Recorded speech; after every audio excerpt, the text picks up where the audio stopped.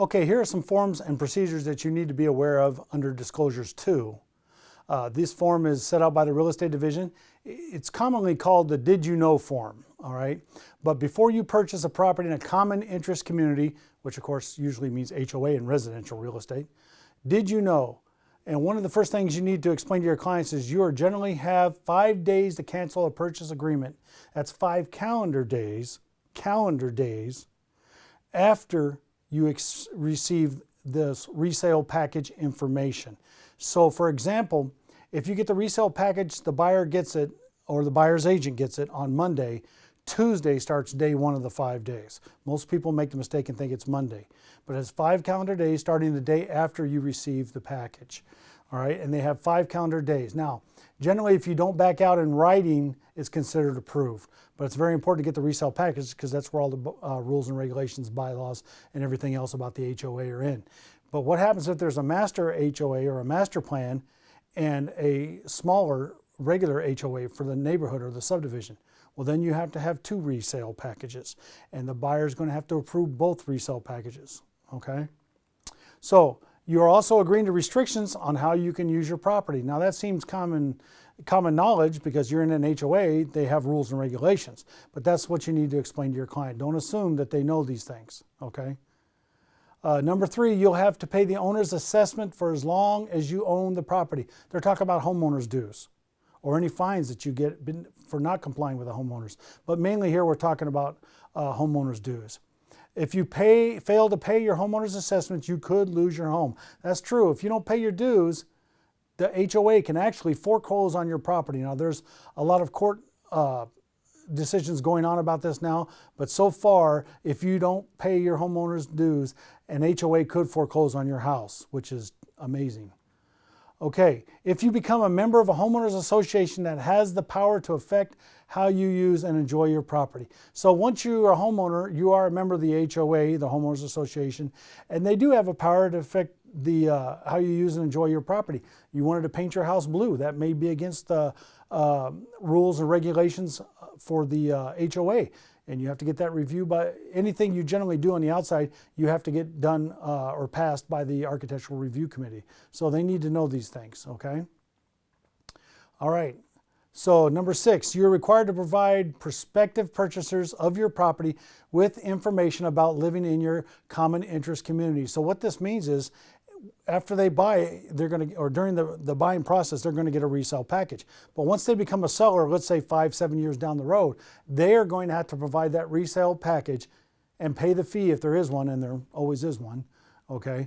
They're going to have to pay that fee and provide that entire resale package to the new buyer. That's all that's saying. Again, you have certain rights regarding ownership in a common interest community that are guaranteed by the state. Also, not only do you own your property, but you also own other properties in conjunction with the landowners. Like say, what if the HOA had a pool? Well, everybody's responsible for that. You're part owner of that too. Any questions you can direct, your client can direct toward the Ombudsman office, and that information is on this disclosure too, and they have to sign, date, and time it. Okay, receipt for your protection to get a home inspection. So this is where your client chooses we do or do not want a home inspection. This form is mandatory on FHA deals, or because HUD requires it, or this type of form, I should say. And then basically they just choose initial by which one, the property address is there, and if they want to have a home inspection or don't want to have a home inspection. I do this form on every transaction, but it's required on FHA. Now, page 1 of the disclosure looks like this. And what this is telling you is that appraisal is not the same as a home inspection. So just because you're getting appraisal doesn't mean you don't want a home inspection. Home inspections are never mandatory. This form is mandatory to use on an FHA, but they don't have to get a home inspection. But of course, you should highly recommend that for several reasons. Okay, open range disclosure. This disclosure is required by the Nevada Real Estate Division if a property that somebody's purchasing is next to open range, say cattle or free roaming cattle or horses or whatever. This disclosure actually has to be notarized, by the way, but it's important that you do this if you are selling a property. This happens a lot like in northern or middle Nevada, things like that. It's pretty rare in Las Vegas and some of the surrounding communities. But again, it's a pretty important form to let them know that they're going to have cattle walking right by their property for example. And again, it has to be notarized, okay, down here. Use manufactured home disclosure. So if you're selling a property that has a manufactured home that has not been converted to real property, you need to let the buyer know that you're still going to have to pay tax. It's like a tag for a license plate on a car. It's a sticker that goes in the window, and you pay your taxes on that manufactured home that way. The taxes you pay to the county will be just on the land, but portion, the regular property taxes. But there are also taxes that are on the manufactured home. This is for ones that are not converted to real property. Now, you can check through the Manufactured Housing Division website to see if a property has been converted to real property. If the entire property has been converted to real property, you don't need this form. It's just like selling a house. And all the property taxes that they pay will be based on the structure and the property, the land itself, okay? But again, this form is to be used when somebody is selling a land and there's a manufactured home on the property that's not real property. It's not been anchored to the ground. It's not been certified. The paperwork hasn't been finished through the Manufactured Housing Division. Any of these things can stop a property from being converted to real property.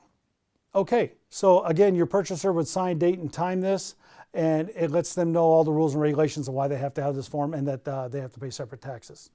Okay, this concludes all the forms for Disclosures 2. Remember, you can download these forms in the attachments to use the study guides. You need to know when these forms are used and what they are, and you need to know the time frames on these forms. Also, I highly recommend, again, that you go to the Nevada Real Estate Division website, that's red.nv.gov, and download the Residential Disclosure Guide. It will explain all these disclosures along with all the other ones we discussed in Disclosure 1.